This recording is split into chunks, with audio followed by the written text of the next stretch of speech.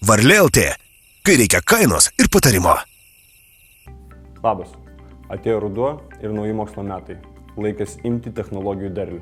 Šalia manęs du šviežiai iškepti planšetiniai kompiuteriai. Vienas iš jų Samsung Galaxy Tab A 9.7, kitas Huawei MediaPadas T110.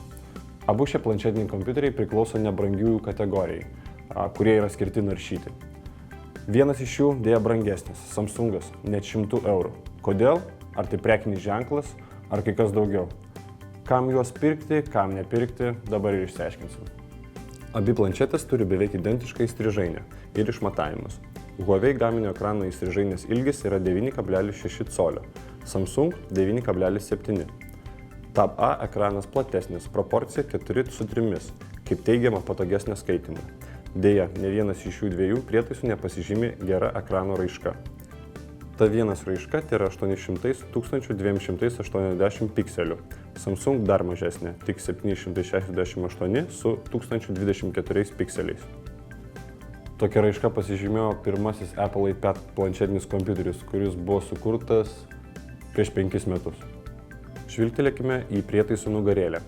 Samsung savo biudžetiniai planšetai parinko plastikinį dangtelį, tuo metu Huawei padengė aliuminio danga. Abu prietaisai turi 5 megapikselių raiškos fotokamerą su autofokusavimu ir HD filmavimo kokybė. Huawei pranašumas čia LED blykstė. Šone yra įjungimo, išjungimo ir garso reguliavimo mygtukai. T1 turi SIM ir microSIM kortelės skaitytuvą. Tab A siūlo pasirinkti vieną iš dviejų modelių – su microSIM ir be. Kaip ir minėjau prieš tai, šie abu planšetiniai kompiuteriai skirti naršymui. Su 4G ryšio modulio pagalba galima prie interneto jungtis bet kur, ne tik ten, kur yra Wi-Fi zonos. Samsung naudojimus internetu tradiciškai siūlo vartotojams du planšetinio kompiuterio modelius.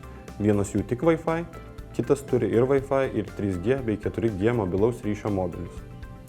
Antra priežastis, kodėl šios planšetės tinka naršymui, tai ilga budėjimo trukmė. Samsung Tab A šitoje vietoje pirmesnis, su savo 6000 mAh/val baterija. Huawei akumuliatorius, padedant specialiai energijos taupimo technologijai antros kartos Smart Power, laiko šiek tiek prasčiau. Kol Samsung produktas gali pasigirti naujesnė Android Lollipop versija ir TouchWiz šauniąją vartotojo sąsają, Huawei planšetė instaliuota senesnė Android KitKat versija su naujaja Emotion UI 3.1 vartotojo sąsaja. Taupiems skirtų planšetinių kompiuterių procesoriai 4 branduolių. T1 turi 1 GB talpos RAM atmintį, tuo tarpu Samsungas 1,5 arba 2, skirtingai Wi-Fi ir 3G, 4G modeliuose. Tab A smarkiai lenkia T1 vidinę atmintimi.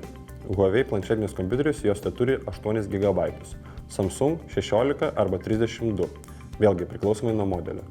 Abiejų planšečių atmintis gali būti praplėsta.